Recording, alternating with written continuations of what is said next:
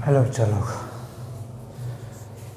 Last lecture हम लोग क्या पढ़ रहे थे? Principle of calorimetry. हमने बहुत सारे न्यूमेरिकल सॉल्व किए थे, मिक्सिंग वगैरह के, है ना, सब कुछ सॉल्व किया था। आज थोड़ा हम लोग ग्राफ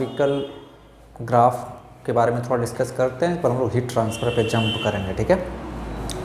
चलो देखते हैं। जैसे मान लेते हैं, मैंने देखा कि अगर ये कोई सब्सटेंस है, जस्ट इमेजिन कि ये कोई सब्सटेंस है, ठीक है, कोई सब्सटेंस है, मास है इसका m, मास कितना है इसका m है, ठीक है। कोई सब्सटेंस है जिसका मास है m, ठीक है। इसका temperature delta T degree centigrade raise करने के लिए हमें इसमें Q amount of heat energy supply करना पड़ता है, और ये Q का वैल्यू कितना होता है? Q is equal to m into S into delta T। ये हम लोग पढ़ चुके हैं। जहाँ पे S क्या है बच्चा? m क्या है? Mass of the substance. Here m is the mass of the substance, mass of the substance, ठीक है। S क्या है? Specific heat, specific heat capacity, जो कि एक प्रॉपर्टी होती है मटेरियल की। एंड डेल्टा T क्या है? Change in temperature, change in temperature. Delta T क्या है? चेंज इन टेम्परेचर, ठीक है। ये चीज़ हम लोग लास्ट क्लास में डिस्कस कर चुके हैं। इस चीज़ को हम लोग लास्ट क्लास में क्या कर चुके हैं? डिस्कस कर चुके हैं सब कुछ। आज हम लोग इसको ग्राफ पे प्लॉट कर देंगे। ग्राफ कुछ नहीं होता, बहुत ही सिंपल होता है। तो ध्यान से देखें, अगर मैं इसको लेके जाता हूँ y एक्सिस पे, इसको लेके जाता हूँ x एक्सिस पे, तो m इंटू एस, ये चीज़ क्या बन जाएगी? इस पर्टिकुलर सब्सटेंस के लिए स्लोप क्या बन जाएगी? स्लोप क्या बन जाएगी बच्चा? स्लोप बन जाएगी। क्या बन जाएगी? स्लोप बन जाएगी, ठीक है। तो अगर हम लोग इसको प्लॉट करें, सपोज x एक्सिस पे हमने ले लिया टेम्परेचर चेंज डेल्टा T, या चेंज इन टेम्परेचर T, जो भी लेना है, और ये हो गया Q amount of heat supplied, Q amount of heat supplied, ठीक है।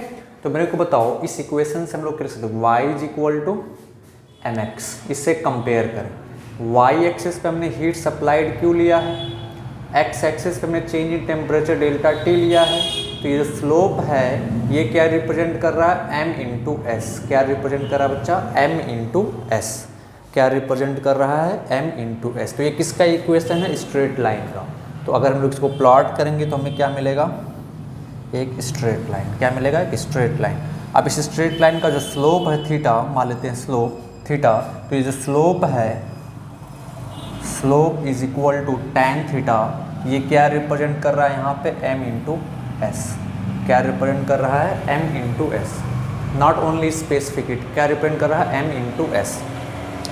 ये आप लोगों को ध्यान में रखना। अब इस पे छोटे छोटे क्वेश्चंस कैसे पूछे जाते हैं, फटाफट नोट करो, फटाफट नोट करो, फटाफट फटाफट। हो गया? नोट कर लिया? चलो, अब इस पे क्वेश्चंस कैसे पूछे? मैंने एक छोटा सा क्वेश्चन पूछा आप लोगों से, एक बहुत ही सिंपल सा छोटा सा क्वेश्चन पूछूं मैं अगर आपसे,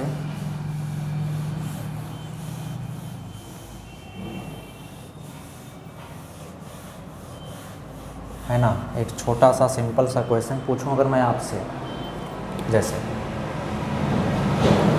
ठीक है, जैसे मैंने एक दे दिया, एक ग्राफ दे दिया, this is delta T, this is heat supplied Q, this is for material A, this is for material B, ठीक है।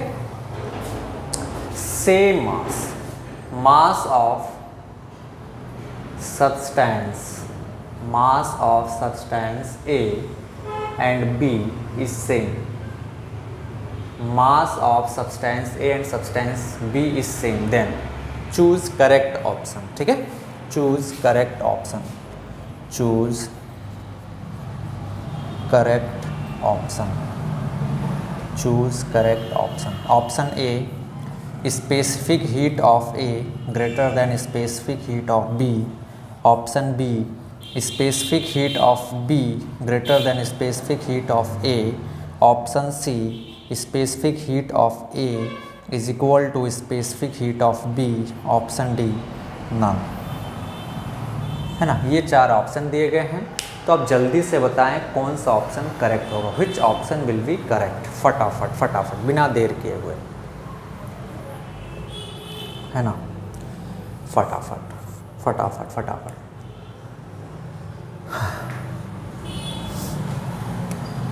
चलो देखते हैं। तो इसका स्लोप क्या है, ये थीटा ए, इसका स्लोप ये क्या है, थीटा बी।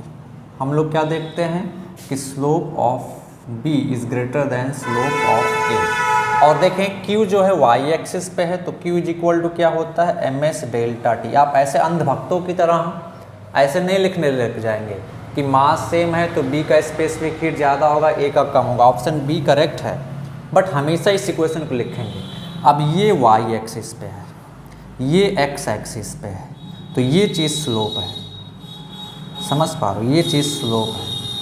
तो यहाँ से हम लोग क्या देख रहे हैं, theta B is greater than theta A, तो tan theta B tan theta A से ज़्यादा होगा। तो हम लोग क्या लिखेंगे कि स्लोप जो है M B into S B should be greater than M A into S A. अब मास दोनों के बराबर है, मास दोनों के बराबर है, तो मास से मास कैंसिल हो जाएगा, तो specific heat of B is greater than specific heat of A आ जाए अकॉर्डिंग टू दिस क्वेश्चन। ठीक है, so which option is correct, option B is correct. Which option is correct, option B is correct. Note करो फटाफट, है ना। चलो next question पे आते हैं।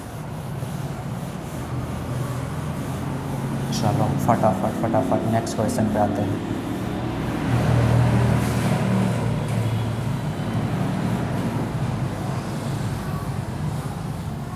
चलो चलो चलो चलो चलो नेक्स्ट क्वेश्चन पे आते हैं। चलो नेक्स्ट क्वेश्चन जो है, ग्राफ आप में बहुत थोड़ा सा पढ़ना है, बहुत ज़्यादा है नहीं, सिंपल सा पढ़ना है, ठीक है। जैसे मैंने बोल दिया कि 3 इक्वल मास के सब्सटेंस हमें लिया, this is heat supplied, this is rise in temperature delta T, rise in temperature delta T, substance A, substance B, substance C, ठीक है। Mass of substance A B and C are same, mass of substance A B and C are same, ठीक है। Mass of substance A B and C are same, mass जो है substance का वो same है ना। तो which option is correct, then choose correct option, choose correct option. Option A, specific heat of A greater than specific heat of B greater than specific heat of C. Option B, specific heat of C greater than specific heat of B greater than specific heat of A. Option C, specific heat of A is equal to specific heat of B is equal to specific heat of सी।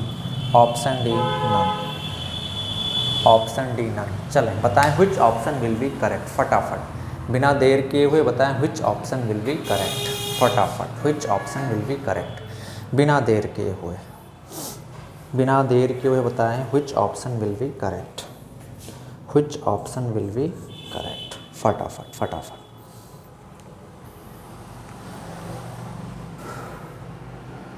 हो गया, चलो देखते हैं। तो आपको हमेशा ये equation लिखनी है, Q इज इक्वल टू क्या है, M S into delta T. Direct आपको ये नहीं चले जाना है, क्वेश्चन ग्राफ का देखते हैं कि एम एस जो है वो स्लोप होगा, आप कंपेयर करके गलत आंसर मार करके चले आए। पहले आप ये इक्वेशन में, अब इसमें देखेंगे कि Q इस बार हमने एक्स एक्सिस पे डिनोट किया है, डेल्टा टी को हमने इस बार वाई एक्सिस पे डिनोट किया, तो दिस विल बी स्लोप, समझ पा रहे। तो यहाँ पे क्या आ जाएगा, यहाँ से हम लोग क्या लिख सकते हैं, delta T is equal to क्या आ जाएगा, 1 by M S into delta Q, 1 by M S into Q.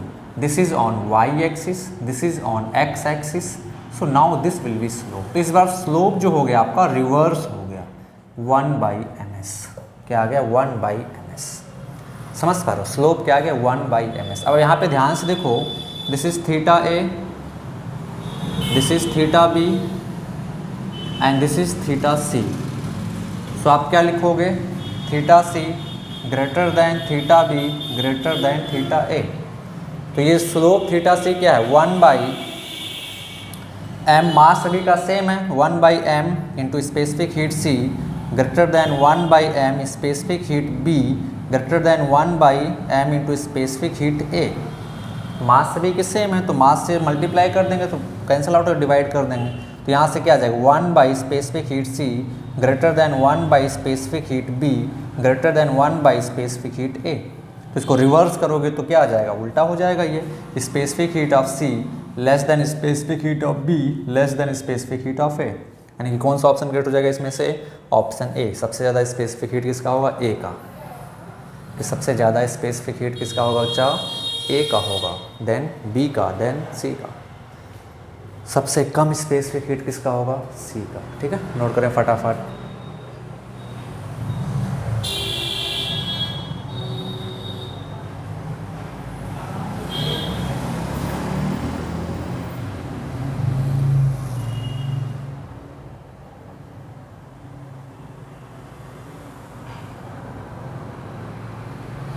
हो गया, हो गया, हो गया, हो गया। चलो आगे बढ़ते हैं।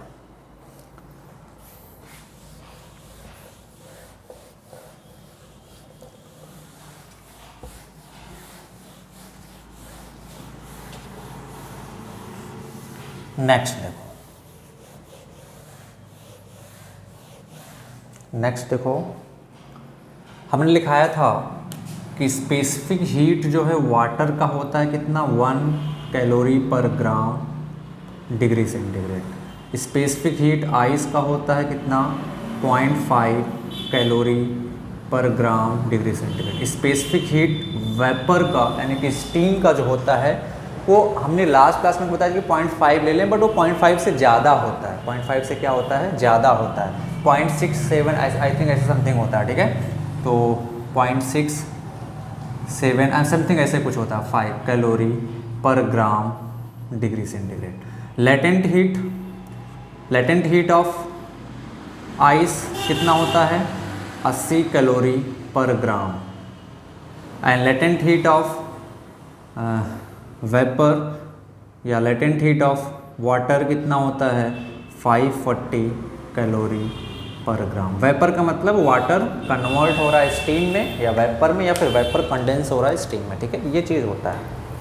तो इसमें से देखिए सबसे ज़्यादा स्पेसिफिक हीट किसका है, वाटर का, फिर स्टीम का या वेपर का, फिर आइस का। ठीक है, हमने लास्ट क्लास में इन दोनों को इक्वल लिखाया था। क्वेश्चन सॉल्व करते टाइम बहुत जगह पे दे देता है, बट एक्चुअल में प्रैक्टिकली वेपर का ज़्यादा होता है। ठीक है, चलो अब मैंने दिया आपको कि सपोज ये एक आइस है, आइस -10 डिग्री सेंटीग्रेड पे। ठीक है, इसको आप हीट सप्लाई कर रहे हो, कंटिन्यूअस रेट से आप हीट एनर्जी को सप्लाई कर रहे हो, है ना। तो हमने पूछा कि draw heat supplied versus temperature change graph. मैंने पूछा कि draw temperature change versus heat supplied graph.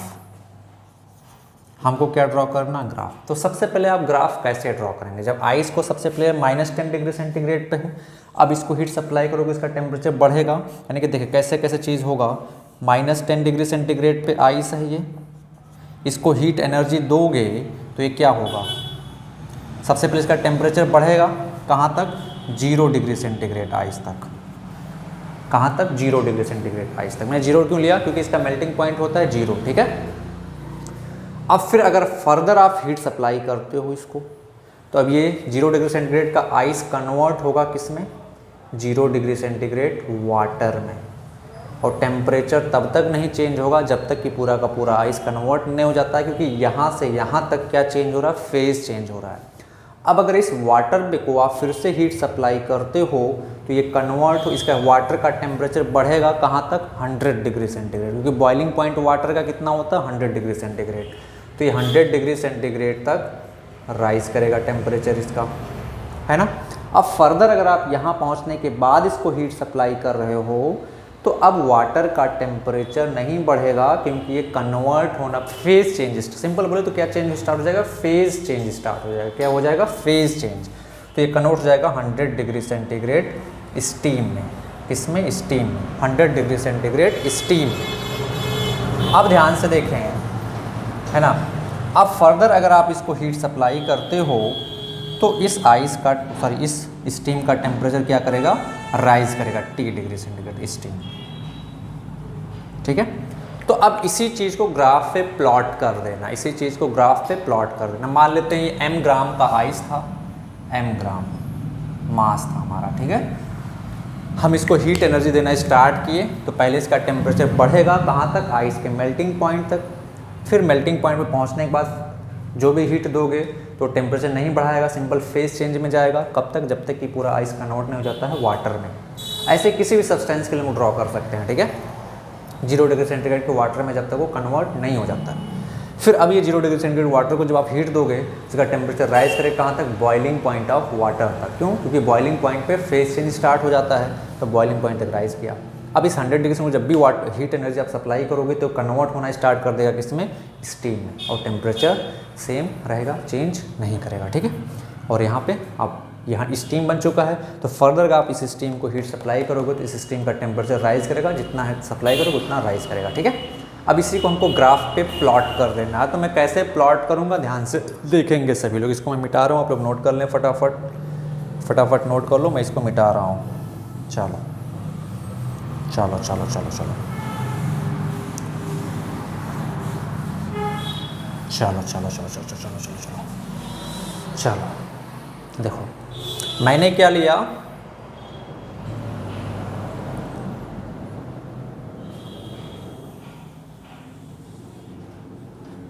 मैंने इस एक्सिस पे लिया हीट सप्लाइड Q। ठीक है, मैंने इस एक्सिस पे क्या लिया, change in temperature delta T degree centigrade. ठीक है, अब ध्यान से देखो, ये जो आइस है उसका initial, what is initial temperature, -10। तो ये 0 डिग्री सेंटीग्रेड है, ये 0 डिग्री सेंटीग्रेड है, तो -10 क्या होगा, यहाँ कहीं होगा, दिस इज द -10। तो आइस इनिशियली यहाँ पे। अब जब आप इसको हीट सप्लाई करना स्टार्ट करोगे तो इसका टेम्परेचर बढ़ेगा, हीट सप्लाई करोगे तो इसका टेम्परेचर क्या होगा, बढ़ेगा। कहाँ तक, 0 डिग्री सेंटीग्रेड तक। और कैसे, स्ट्रेट लाइन के अकॉर्डिंग मैं ग्राफ बता चुका हूँ कि क्यों स्ट्रेट लाइन होगा, मैं बता चुका हूँ। Q = ms डेल्टा T, इस पर मैं डिस्कस कर चुका हूँ। ठीक है, ये ग्राफ आ गया। अब इसका टेम्परेचर यहाँ पे जब आइस पहुँचा तो मान लिया हमने हीट दिया Q1 जो भी दिया, ठीक है, तो उसका टेम्परेचर राइज करेगा 0 डिग्री सेंटीग्रेड। अब आइस क्या करना स्टार्ट करेगा, मेल्ट करना स्टार्ट करेगा। कब तक, जब तक कि पूरा का पूरा, अभी यहाँ से यहाँ तक सॉलिड फेज में है, ये सॉलिड। अब 0 डिग्री सेंटीग्रेड के आइस को फर्दर हीट सप्लाई करोगे तो इसका फेज चेंज स्टार्ट हो जाएगा, मेल्ट करना स्टार्ट कर जाएगा।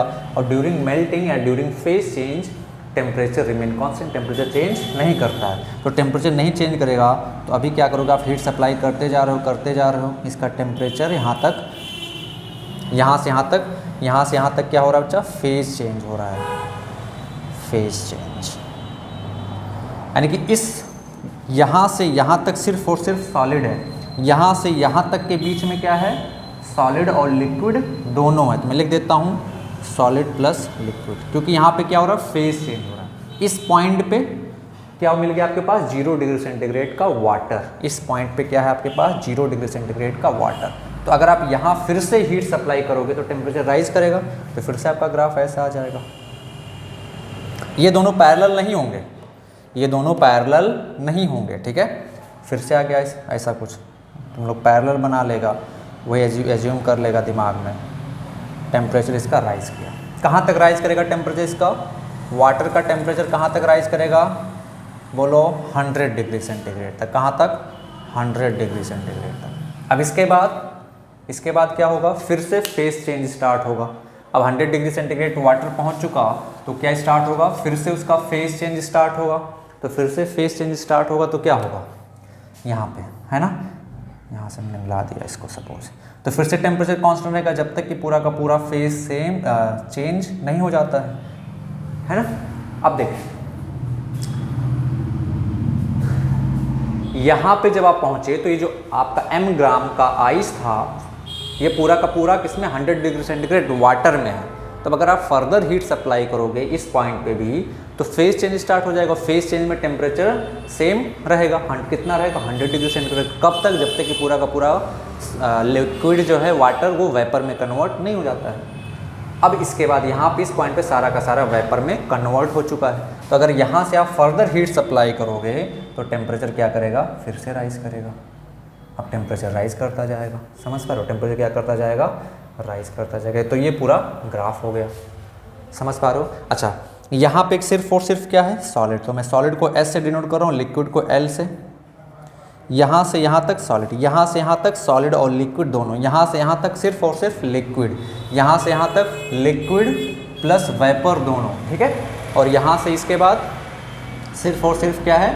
वेपर है। Is that clear? Is that clear? अच्छा, यहाँ से ये सॉलिड है, ठीक है, सॉलिड। यहाँ पे आप जो हीट सप्लाई की हो, क्या सप्लाई की हो? MS डेल्टा T, ठीक है। और ये स्पेसिफिक हीट ऑफ आइस। यहाँ पे जो आप हीट सप्लाई किए हो ये किसके बराबर होगा? M × L ऑफ आइस, ठीक है। यहाँ पे जो आप हीट सप्लाई किए हो इस रीजन में, इस रीजन में जो आप यहाँ से यहाँ तक हीट सप्लाई किए हो ये चीज़ क्या है आपका? Q = M × S of specific heat of water × delta T। यहाँ से यहाँ तक जो आप हीट सप्लाई किए हो, यहाँ से यहाँ तक जो हीट सप्लाई किए हो आप, वो चीज़ क्या है? यहाँ पे फेज चेंज हो रहा है तो आप सप्लाई को M × latent heat of vapour. यहाँ से यहाँ तक जो आप हीट सप्लाई किए हो वो आप क्या सप्लाई किए हो? Q = M specific heat of vapour × delta T। Is that clear? Is that clear? अब मैं पूछूं कि ये ज़्यादा होगा या ये ज़्यादा होगा? ये ज़्यादा होगा। ये अगर मैं पूछूं कि this length is suppose x1 and this length is x2, so which one is greater? मैं इसी में ग्राफ में, इसे ग्राफ देके बहुत सारे क्वेश्चंस पूछ सकता हूँ। Which one is greater? Option A मैं दे देता हूँ आपको, फटाफट बताएंगे। x1 greater than x2, option B x1 = x2, option C x2 greater than x1, option D none. चलो फटाफट बताओ which option will be correct? फटाफट अपना नॉलेज यूज़ करें, सब कुछ बोर्ड पे लिखा हुआ है, अपना नॉलेज यूज़ करें और बताएं which option will be correct. अपना नॉलेज यूज़ करें और फटाफट बताएं which option will be correct, बिना देर किए हुए, ठीक है, बिना देर किए हुए फटाफट बताएं which option will be correct. फटाफट फटाफट चलें, बताएं, मैं बताऊं? अच्छा, ये चीज़ क्या रिप्रेजेंट कर रहा है? इस एक्सिस पे आप हीट सप्लाई डिनोट किए हो ना, इस एक्सिस पे हीट सप्लाई डिनोट किए हो, तो इस लाइन पे कोई भी लेंथ जो होगा वो क्या डिनोट करेगा? Heat supply. इस लेंथ, इस एक्सिस पे आप क्या डिनोट किए हो? Change in temperature. तो इस लाइन पे कोई भी जो लेंथ आप कंसीडर करोगे वो क्या डिनोट करेगा? Change in temperature. क्या डिनोट करेगा वो? Change in temperature.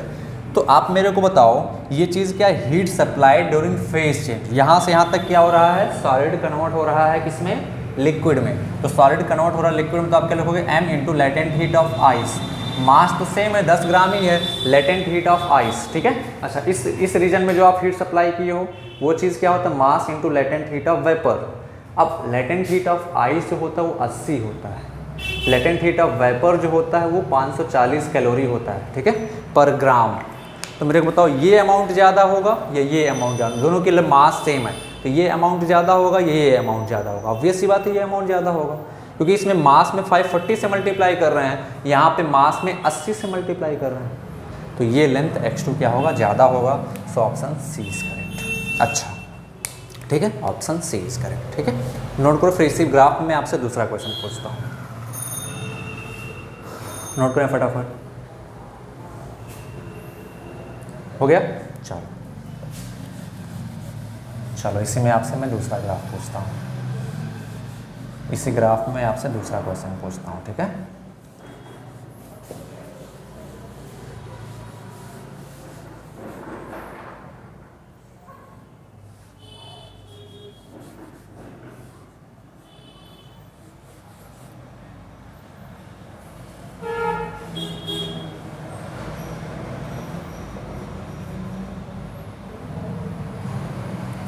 चलो चलो फटाफट, this is theta 1, this is theta 2 and this is theta 3, this is theta 3। Then which option is correct, आपको बताना which option will be correct. फटाफट, option A theta 1 is equal to theta 2 is equal to theta 3, option B theta 1 greater than theta 2 greater than theta 3, option C theta 3 greater than theta 2 greater than theta 1, option D theta 2 greater than theta 3 greater than theta 1, option E none. चलो फटाफट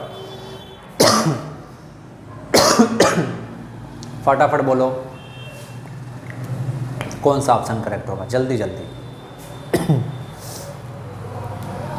चल बताऊं मैं, solve करो फटाफट बिना देर किए हुए, बिना देर किए हुए फटाफट सॉल्व करो, बिना देर किए हुए फटाफट फटाफट सॉल्व करो।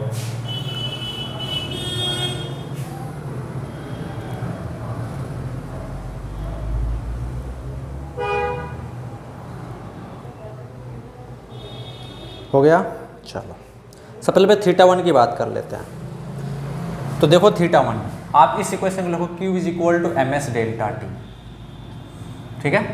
इसको आपने ड्रॉ किया किस पे, x पे, इसको ड्रॉ किया आपने y पे, तो स्लोप क्या आ जाएगा, यहाँ से आप लिखोगे delta T is equal to 1 by M S into delta T, तो ये आपका स्लोप आ जाएगा, यानी स्लोप आ गया आपका 1 बाई एम इंटू एस। अब मास तो तीनों के लिए सेम है, आइस के लिए भी वही आइस का मास है, वही वाटर का मास है, वही उसका मास है, ठीक है, समझ पाए। तो मैं सिर्फ स्पेसिफिक हीट लूँगा। तो सबसे पहले यहाँ पे ध्यान से देखो थीटा 1 क्या रिप्रेजेंट कर रहा है, 1 by specific heat of ice. Theta 2 similarly यहाँ पे क्या रिप्रेजेंट करेगा, मास। देखो मास भी होगा यहाँ पे, ऐसा नहीं कि मास नहीं, tan थीटा 1 होगा, बट स्लोप से हम लोग कंपेयर कर रहे हैं ना, तो यहाँ पे थीटा 2 क्या होगा, अरे भाई चलो तुम लोग पगला आ जाएगा, tan थीटा 1 लिख देता हूँ, ठीक है। अब ठीक है, अब ठीक है, m इंटू लिख देता हूँ, ठीक है। यहाँ पे tan थीटा 2 क्या लिखोगे, 1 by M into specific heat यहाँ पे ऑफ वाटर। यहाँ पे tan थीटा 3 क्या लिखोगे, 1 by M into specific heat of vapour. अब कंपेयर करना है, ठीक है, क्या बड़ा होगा, क्या करना है, कंपेयर करना है। तो मास तो सभी का सेम है, तो मास टर्म को मैं एलिमिनेट कर देता हूँ, तो tan थीटा 1 क्या आ जाएगा, मास टर्म को मैं एलिमिनेट कर देता हूँ कंपेयर करने के लिए, ठीक है।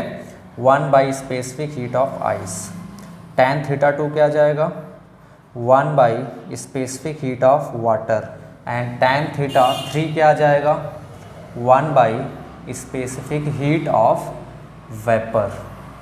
अब स्पेसिफिक हीट सबसे कम इसमें से किसका है, आइस का। वाटर का स्पेसिफिक हीट होता है 1, वाटर का स्पेसिफिक हीट सबसे ज़्यादा होता है, कितना होता है 1। तो वाटर के लिए अब ये अगर 1 है तो इसके लिए वैल्यू कितना आ जाएगा, कम हो जाएगा ये वैल्यू आइस के लिए स्पेसिफिक हीट आइस का सबसे कम होता है, तो ये वैल्यू ज़्यादा होगा। वेपर का इससे थोड़ा सा ज़्यादा होता है, तो इससे थोड़ा सा ज़्यादा होगा। तो tan थीटा 2 का वैल्यू सबसे कम किस में आ रहा है, इस केस में आ रहा है, tan थीटा 2 का वैल्यू सबसे कम, उसके बाद किसका, इसका, उसके बाद किसका, इसका, यानी कि सबसे कम tan थीटा का, सॉरी सबसे कम किसका आ रहा है, इसका आ रहा है, समझ पाओ। सबसे ज़्यादा किसका आ रहा है, इसका आ रहा है। तो स्पेसिफिक हीट आइस का 0.5, वेपर का 0.675 something like that, and specific heat of water कितना होता है 1। तो मेरे को बताओ, हम लोग tan में क्या पढ़े हुए हैं कि जिसका थीटा ज़्यादा होता है तो tan का वैल्यू भी ज़्यादा होता है, अगर 0 से 90 के बीच है वो, ठीक है। जैसे तो यहाँ पे देखो सबसे ज़्यादा होगा इसका वैल्यू, सबसे ज़्यादा होगा किसका, इसका वैल्यू, तो थीटा 1 सबसे ज़्यादा, उसके बाद इसका होगा तो थीटा 3, उसके बाद सबसे कम किसका होगा, इसका होगा, तो सबसे कम क्या होगा, थीटा 2 हो जाएगा। तो this option will be correct, यानी कि theta 1 this one will be greater than theta 3 will be greater than theta 2. Is that clear? Is that clear? So which option will be correct? क्या इसमें से कोई मिल रहा है? कोई नहीं मिल रहा है, तो ऑप्शन नन करेक्ट हो जाएगा। ऑप्शन कौन सा करेक्ट हो जाएगा? None, none of this. Is that clear? किसी को डाउट है? भाई कंपेयर करना है ना। tan थीटा का वैल्यू ज़्यादा तो थीटा की वैल्यू ज़्यादा, tan थीटा का वैल्यू कम तो थीटा का वैल्यू भी कम, 0 से 90 के बीच। समझ पा रहे हो? तो स्पेसिफिक हीट ऑफ आइस सबसे कम होता तो ये वैल्यू सबसे ज़्यादा हो जाएगा। तो tan थीटा का सब वैल्यू सबसे, थीटा 1 का वैल्यू सबसे ज़्यादा, थीटा 1 सबसे ज़्यादा। उसके बाद इसका, तो उसके बाद थीटा ये आ जाएगा। सबसे कम किसका, सबसे ज़्यादा होता है स्पेसिफिक हीट किसका? इसका। तो 1 स्पेसिफिक हीट ऑफ वाटर सबसे कम वैल्यू देगा, तो tan थीटा 2 सबसे कम आएगा, तो थीटा 2 भी सबसे कम आएगा। Is that clear? तो हमारा ये ऑप्शन करेक्ट हो जाएगा। ठीक है, इस तरीके से छोटे छोटे ग्राफ पे क्वेश्चंस पूछे जाते हैं। अब मैं आपसे ग्राफ ड्रॉ करने के लिए बोलूँ, बहुत सारे क्वेश्चंस मैं आपसे पूछ सकता हूँ।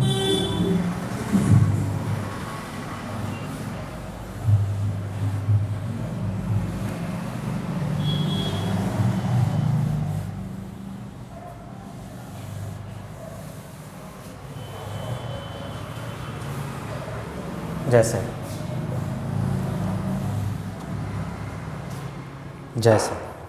नेक्स्ट क्वेश्चन मैंने पूछा आपसे कि 0 डिग्री सेंटीग्रेड पे आइस है। कितने डिग्री सेंटीग्रेड पे? 0 डिग्री सेंटीग्रेड पे आइस है 10 ग्राम।